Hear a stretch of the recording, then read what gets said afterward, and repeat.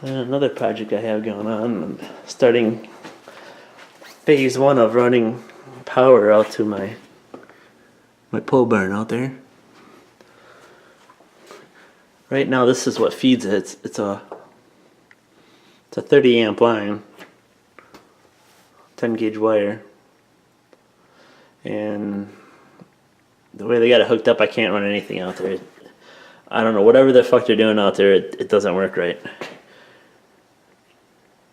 So, and plus, I need 220 out there anyways to run like my planer and machinery and whatnot.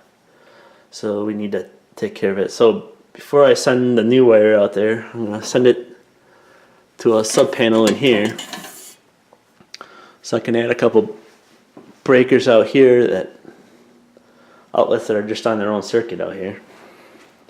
Because like this thing, I have an outlet here, but I cannot run this off this circuit, because obviously there's something more on this circuit it's hooked into. I don't know if it's the bedrooms upstairs, the living room, or what. But when I kick this on, it kills the breaker. So I have this I have a heavy duty job cord hooked up in the basement to an outlet in the basement that is all by itself, and I run it up here to run this. So little things like that I hope to remedy. Plus I'd like to put a couple strips of LEDs in here to brighten it up so it isn't like a dungeon in here.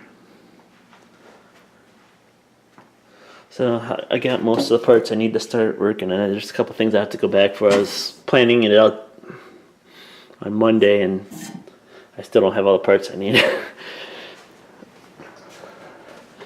And then along with that project, let's go into the basement here. We have this little room in the basement here. They had these drop panels in here, which they were all old and nasty and made it stink like crazy here. So I tore them all down and threw them away. And it smells a lot better here. I did kind of put one LED up for now, but that's not where it's going to stay. I'd like to maybe put another one, replace that bulb over there. I'd like to eventually replace everything in the garage and basement and utility areas to LED. So as you see here, I had to tear the paneling off the wall because I couldn't get this wire to come back through the thing here, and I was hoping I had a big gap to work with, which I don't. So I kind of basically tore this all out for nothing. So, because I can't even get my hand, I can get my hand in there, but it's not enough to even do anything with in there. But at least it kind of gives me a visual of what I'm doing when I run the conduit through.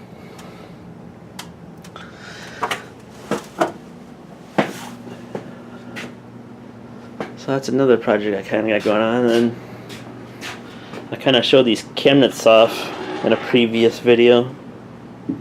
I couldn't find a place where I really liked them in the garage because every wall in my garage is either taken up already or whatnot. But I think I'm going to do it. I was going to put them in this room. This room is going to be like our hobby room / craft room / whatever room.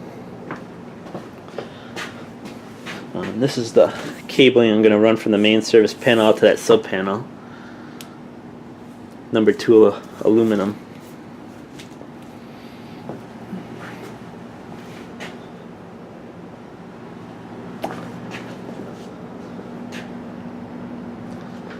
But yeah, that's what I've been up to lately.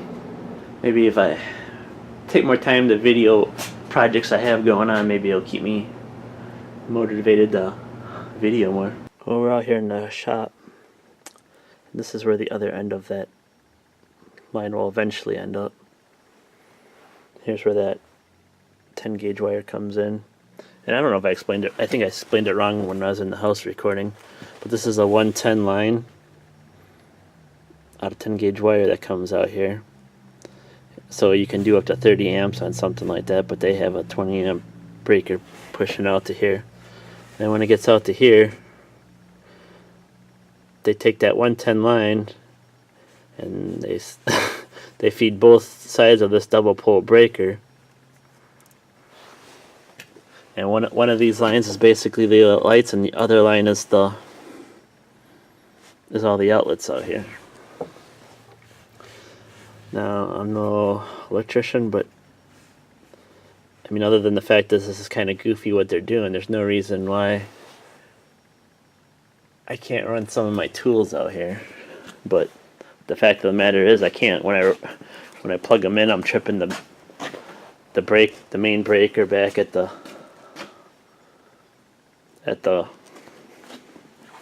main service panel, that 20 amp one. So they obviously got something, a foobar here, which, and like I said, I'm the electrician. I don't know if this is right or wrong, but it seems odd to me. So I'm going to replace it all and do it right. And plus, 20 amps is not nearly enough to run everything I need to run. Plus, like I said before, some of my machinery requires 220. Some of it I want to convert because, like, this table set right here, this can do 110. Same with my dust collector, but I'd like to convert them to 220 just to make things easier, because eventually someday I'm going to trade up and get a bigger size table saw, which will be 220 anyways. And the same goes for my dust collection system. So that's what I got going. I really haven't done jack shit out here, guys. I was going to start insulating this while I was off here for Christmas, but I just haven't got to that project yet. But probably before too long here, by the end of January or February, maybe I'll get to it. I just gotta get caught up on some of these other projects I started. We'll have to see what the weather does. We've had a pretty mild winter so far, but we'll have to see what January brings. That's usually when we get like a week of nothing but 40 below weather, and then I can guarantee I won't want to be out here. But yeah, that's what's going on out here in this shop.